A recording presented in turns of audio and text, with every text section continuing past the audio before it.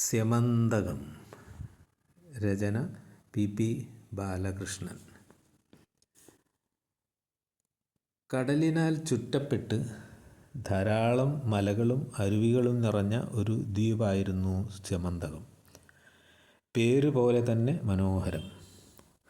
കുന്നിൻ ചെരുവിൽ മുഴുവൻ പൂത്തു നിൽക്കുന്ന പൂമരങ്ങൾ. അരുവികളിൽ എപ്പോഴും തെളിനീർ ഒഴുകിക്കൊണ്ടിരിക്കും.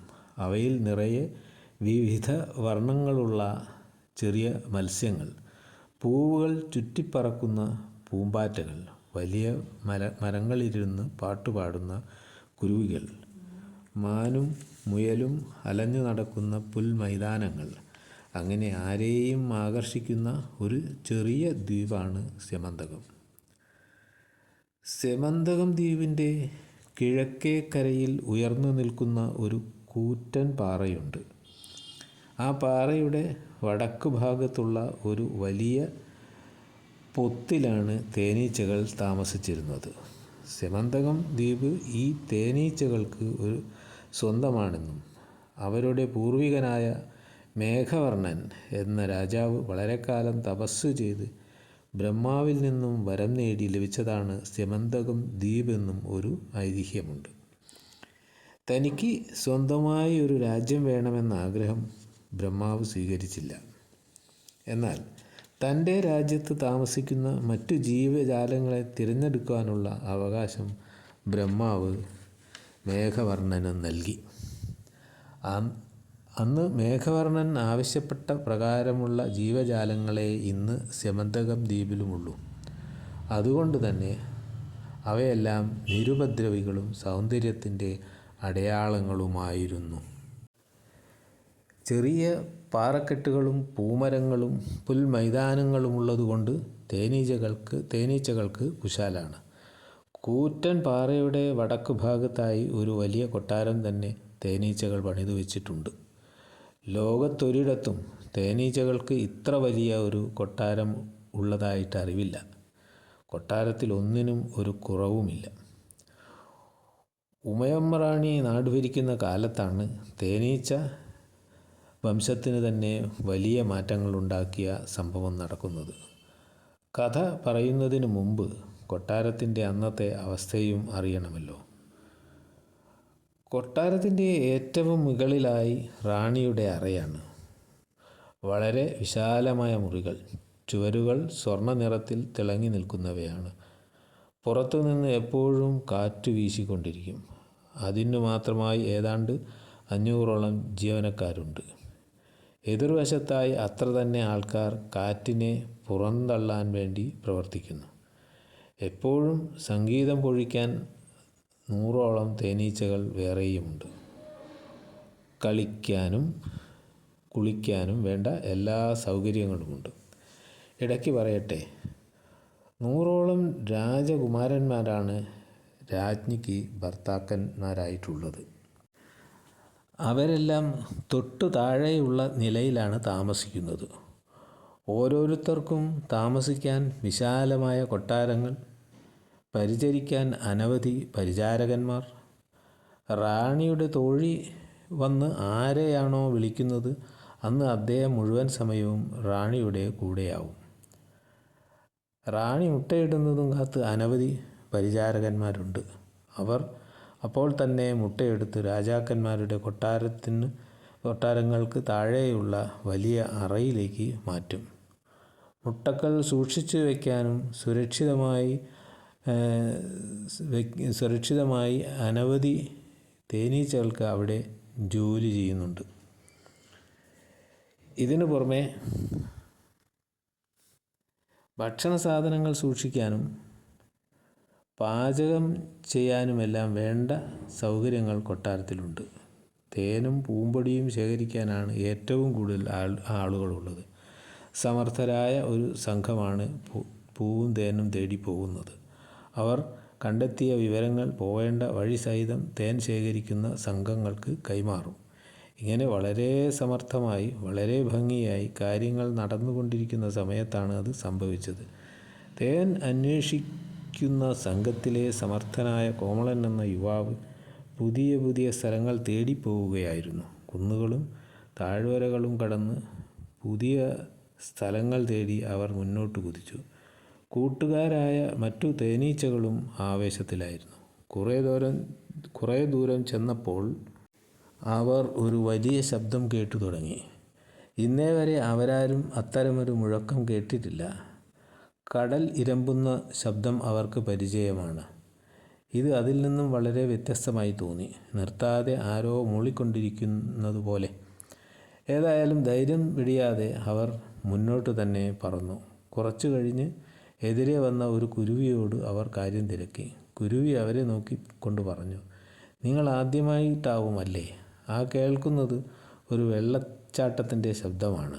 ഭാഗീരഥി എന്ന നദി 800 അടി ഉയരത്തിൽ നിന്ന് താഴേക്ക് വീഴുകയാണ്. അതിൻ്റെ തൊട്ടടുത്തൊന്നും പോകരുത്, നമ്മളതിൽ പെട്ടുപോകും. അങ്ങനെ പറന്ന് അവർ വെള്ളച്ചാട്ടത്തിൻ്റെ അടുത്തെത്തി. വലിയ ഒരു കാഴ്ച തന്നെ. ആരും പറഞ്ഞാൽ വിശ്വസിക്കില്ല. പാലെടുത്ത് താഴേക്ക് ഒഴുക്കുന്നത് പോലെ. 1-2 ഇലകളിൽ കയറി നിന്ന് അവർ വെള്ളച്ചാട്ടം മതിവരുവോളം കണ്ടു. തേനീച്ചകളെപ്പോലെ മറ്റു പല ജീവികളും വെള്ളച്ചാട്ടം കണ്ട് കണ്ണുമിഴിച്ച് നിൽക്കുന്നുണ്ട്.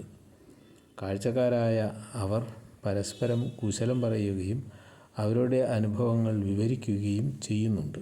തേനീച്ചകളെ കണ്ടപ്പോൾ 2-3 കരിവണ്ടുകൾ അവരുടെ അടുത്ത് വന്നു. എവിടെ നിന്ന് വരുന്നു? തേനീച്ചകൾ ഊരും പേരും പറഞ്ഞു. കേട്ടിട്ടുണ്ട് എന്ന് വണ്ടുകൾ ഒരേ സ്വരത്തിൽ മൂളി. തങ്ങൾ തേൻ അന്വേഷിച്ച് വന്നതാണെന്നും ഞങ്ങളുടെ കൊട്ടാരത്തിൽ തേനിൻ്റെ ഒരു വൻ ശേഖരം തന്നെ ഉണ്ടെന്നും പറഞ്ഞപ്പോൾ വണ്ടുകൾക്ക് അത്ഭുതമായി. തേൻ ശേഖരിച്ചു വയ്ക്കുകയോ? ഞങ്ങൾ തേൻ ശേഖരിച്ചു വയ്ക്കുന്നില്ല. ഞങ്ങൾക്ക് വലിയ കൊട്ടാരങ്ങൾ പോയിട്ട് വീട് പോലുമില്ല. ഞങ്ങളും തേൻ തന്നെയാണ് കഴിക്കുന്നത്. നിങ്ങൾ എന്തിനു വേണ്ടിയാണ് ഇങ്ങനെ തേൻ ശേഖരിച്ചു വയ്ക്കുന്നത്? അതൊരു വലിയ ചോദ്യം തന്നെയായിരുന്നു. തേനീച്ചകൾക്ക് അതിന് ഉത്തരം ഉണ്ടായിരുന്നില്ല. അതുകൊണ്ട് തന്നെ അവർ ഉത്തരം പറഞ്ഞതുമില്ല. വെള്ളച്ചാട്ടത്തിൻ്റെ മുഴക്കത്തിൽ എല്ലാം കൂടി മൂടിക്കളഞ്ഞു. കുറച്ച് സമയം കൂടി വെള്ളച്ചാട്ടത്തിൻ്റെ ആരവം കേട്ട് നിന്ന അവർ മടക്കയാത്രയെക്കുറിച്ച് ആലോചിച്ചു തുടങ്ങി. അന്ന് പുതിയ പൂങ്കാവുകളൊന്നും കാണാതെയാണ് അവർ മടങ്ങിയത്. മടക്കയാത്രയിൽ അവർ കൂടുതലും മൗനത്തിലായിരുന്നു. കരിവണ്ടുകളുടെ ചോദ്യം അവരുടെ കാതുകളിൽ അപ്പോഴും മുഴങ്ങിക്കൊണ്ടിരുന്നു.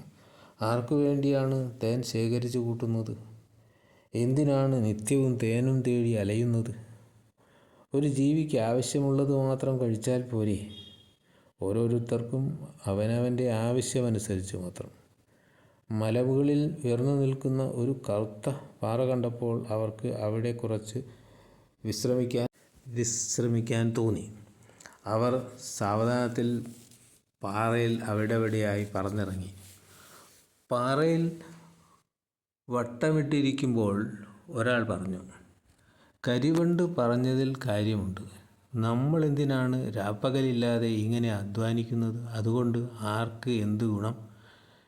മേടയിലിരിക്കുന്ന രാജ്ഞിക്കും ചുറ്റും വട്ടമിട്ട് നടക്കുന്ന രാജാക്കന്മാർക്കും മാത്രം. അവർ എന്തെങ്കിലും ജോലി ചെയ്യുന്നുണ്ടോ? അലസന്മാരായ അവരുടെ സുഖസൗകര്യങ്ങൾക്ക് വേണ്ടി എത്ര തേനീച്ചകളാണ് കഷ്ടപ്പെടുന്നത്? തേൻ കുടിച്ച് ജീവിക്കുന്ന വണ്ടുകളെപ്പോലെ കറുത്ത തേൻ കുരുവികളോ ഒരിറ്റ് തേനും സൂക്ഷിച്ചു വയ്ക്കുന്നില്ല. അവരവർക്ക് വേണ്ടത് മാത്രം അവരവർ വന്ന് കുടിക്കുന്നു. എല്ലാവരും ഒരുപോലെ. രാജാവും രാജ്ഞിയുമില്ല, യജമാനനും വേലക്കാരനുമില്ല. ആവശ്യത്തിന് മാത്രം അധ്വാനം, ആവശ്യത്തിന് മാത്രം ഭക്ഷണം. എല്ലാവരും സ്വതന്ത്രർ. ആരും ആരെയും നിയന്ത്രിക്കുന്നില്ല. പരിപൂർണ സ്വാതന്ത്ര്യം. കരിവണ്ടുകളുടെയും കുരുവികളുടെയും സമത്വ സുന്ദരമായ ലോകം അവരെ ആകർഷിച്ചു. ഏതായാലും തങ്ങൾ കണ്ടെത്തിയ പുതിയ ലോകത്തിൻ്റെ മഹത്വം മറ്റു തേനീച്ചകളോടും പറയാൻ തന്നെ അവർ തീരുമാനിച്ചു. തിരിച്ചു പറന്ന് വൈകുന്നേരത്തിനു മുമ്പ് തന്നെ അവർ തേനീച്ചക്കൂട്ടിലെത്തി. അസാധാരണമായി വൈകിയതെന്താണെന്ന് അവരുടെ തലവൻ അന്വേഷിച്ചു. നിങ്ങൾക്കെന്തു പറ്റി? വൈകിയത് കൊണ്ട് ഞാൻ പരിഭ്രമിച്ചു. ഒരല്പനേരം മിണ്ടാതിരുന്ന അവർ നടന്ന കാര്യങ്ങളെല്ലാം വിശദമായി പറഞ്ഞു കൊടുത്തു. അവർ കണ്ടെത്തിയ പുതിയ വെള്ളച്ചാട്ടവും അവിടെ വെച്ച് കരിവണ്ടുകൾ പറഞ്ഞ കാര്യവുമെല്ലാം അവർ വിശദീകരിച്ചു. നമ്മൾ കരിവണ്ടുകളല്ല, തേനീച്ചകളാണ്. തലമുറകളായി നമ്മൾ പുലർത്തി വരുന്ന ആചാരങ്ങളൊന്നും മാറ്റമില്ലാതെ തുടരണം. നിങ്ങളായി അത് മാറ്റണ്ട. തൽക്കാലം മറുപടിയൊന്നും പറഞ്ഞില്ലെങ്കിലും കോമളൻ അസ്വസ്ഥനായിരുന്നു. അവൻ്റെ മനസ്സിൽ സമത്വസുന്ദരമായ ഒരു ലോകം ഉടലെടുത്തു കഴിഞ്ഞിരുന്നു. അന്ന് രാത്രിയിൽ അവൻ തീരെ ഉറങ്ങിയില്ല. ആലോചന തന്നെ, പല കാര്യങ്ങളും പല വിധത്തിലും. അതിരാവിലെ അന്വേഷണ സംഘത്തിന് പുറപ്പെടാനുള്ള സമയമായി. പലരും പ്രധാന കവാടത്തിലെത്തിയെങ്കിലും കോമളനെ മാത്രം കണ്ടില്ല. എവിടെ കോമളൻ എന്ന് ചോദിച്ചുകൊണ്ട് 1-2 പേർ അറയിലേക്ക് തന്നെ കയറി. അകത്ത് കോമളൻ അതേ കിടപ്പാണ്. തനിക്ക് സുഖമില്ലെന്നും നിങ്ങൾ പോയിക്കൊള്ളൂ എന്നും പറഞ്ഞ് കോമളൻ വന്നവരെ മടക്കി അയച്ചു. അവർ പോകാൻ നേരത്ത് കോമളൻ പറഞ്ഞു, നിങ്ങൾ മടങ്ങി വന്ന ഉടൻ നമുക്കൊന്ന് കൂടണം. അന്ന് പകൽ മുഴുവൻ കോമളൻ കൊട്ടാരത്തിനുള്ളിൽ എല്ലായിടത്തും കറങ്ങി. കാറ്റു വീശുന്നവരെയും തേൻ സൂക്ഷിച്ചു വയ്ക്കുന്നവരെയും രാജ്ഞിയുടെ പരിചാരകരെയുമെല്ലാം അവൻ കണ്ടു. അവരോടെല്ലാം വരാനിരിക്കുന്ന പുതിയ ലോകത്തെക്കുറിച്ച് അവൻ വാചാലനായി. വിരസമായ അധ്വാനമില്ലാതെ അവർക്ക് മറ്റൊന്നും നഷ്ടപ്പെടാനില്ലെന്ന് കോമളൻ വ്യക്തമാക്കി കൊടുത്തു. കോമളൻ്റെ നിർദ്ദേശപ്രകാരം അന്ന് വൈകുന്നേരം തേനീച്ചകളെല്ലാം പുറത്തേക്കിറങ്ങി. തേനീച്ച കൂട്ടങ്ങളുടെ മുഴക്കം കേട്ട് മന്ത്രി പുങ്കവൻ കാര്യം തിരക്കി. ഞങ്ങൾ ചെറുതായൊന്നു ആഘോഷിച്ചു വരാം എന്നായിരുന്നു കോമളൻ്റെ മറുപടി. പുറത്തു കടന്ന തേനീച്ചകൾ ഉയരം കൂടിയ ഒരു മരത്തിൻ്റെ കൊമ്പിൽ സമ്മേളിച്ചു. തൻ്റെ സങ്കല്പത്തെക്കുറിച്ച് കോമളൻ കാര്യകാരണ സഹിതം വിശദീകരണം നൽകി. സമ്പത്ത് കൂട്ടിവെക്കുന്നതിലല്ല, അതിൻ്റെ ഉപയോഗത്തിലാണ് ജീവിതത്തിൻ്റെ വിജയമെന്നും അതിനാൽ നാളെ മുതൽ അനാവശ്യമായി കാര്യങ്ങൾ ചെയ്യാതെ ആവശ്യക്കാർ ആവശ്യത്തിന് തേൻ കഴിച്ച് പുതിയൊരു ജീവിത ശൈലി തുടരണമെന്നും അദ്ദേഹം പറഞ്ഞു. തേനീച്ചകൾക്കെല്ലാം സമ്മതമായിരുന്നു. ഒറ്റക്കെട്ടായി ഒരാത്മാവായി രാജ്ഞിയുടെ വിവേചനത്തിനെതിരെ കൊട്ടാരം വിട്ടിറങ്ങാൻ തന്നെ അവർ തീരുമാനിച്ചു. ഉറച്ച തീരുമാനവുമായി കൊട്ടാരത്തിലേക്ക് മടങ്ങിയ തേനീച്ചകൾ അവശ്യ ജോലികൾ ഏർപ്പെട്ടിരുന്ന തേനീച്ചകളെ തങ്ങളുടെ തീരുമാനങ്ങൾ അറിയിച്ചു. വരുന്ന പൗർണമി നാളിൽ എല്ലാ തേനീച്ചകളും കൊട്ടാരം വിട്ടിറങ്ങാനും സ്വതന്ത്രമായി ജീവിക്കുവാനും തീരുമാനിച്ചു. ആ അടിയുറച്ച തീരുമാനങ്ങൾക്ക് മാറ്റമില്ലല്ലോ. തേനീച്ചകൾ പറഞ്ഞ ദിവസം തന്നെ കൊട്ടാരം വിട്ടിറങ്ങി. അന്നവർ സ്വാതന്ത്ര്യത്തിൻ്റെ ശുദ്ധവായു ശ്വസിച്ചു. പൂവുകൾ തോറും പറന്ന് തേൻ കുടിച്ചു. മത്തരായി പൂവുകളിൽ തന്നെ വീണുറങ്ങി. ചിലർ സ്വാതന്ത്ര്യത്തിൻ്റെ പുതിയ ഗാനങ്ങൾ പാടി. കൊട്ടാരം വിറങ്ങലിച്ചു. ആവശ്യത്തിന് വായുസഞ്ചാരം ലഭിക്കാത്തതിനാൽ അറകളിൽ രാജകുമാരന്മാർ ബോധം കെട്ടു വീണു. പ്രസവിക്കുന്ന മുട്ടകൾ എടുത്തുമാറ്റാൻ ആളില്ലാതെ രാജ്ഞി മരണപ്പെട്ടു. കൊട്ടാരം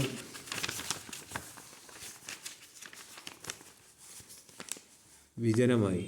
തേൻ തേടി കൊട്ടാരത്തിനകത്ത് കയറി വന്ന പാമ്പിനെ കണ്ട് മന്ത്രിമാരും മറ്റും പുറത്തേക്കോടി. മൂകത തളം കെട്ടി. കാലക്രമേണ സ്യമന്തകം ദ്വീപും വിജനമായി. അരുവികളും കുരുവികളും അപ്രത്യക്ഷമായി. പൂക്കളും പൂമ്പാറ്റകളെയും കാണാതായി. കറുത്ത പാറകൾ മാത്രം ആകാശത്തേക്ക് തലയുയർത്തി നിന്നു. കറുത്ത പാറകൾ. അങ്ങനെ സ്യമന്തകത്തിൻ്റെ കഥയും കഴിഞ്ഞു.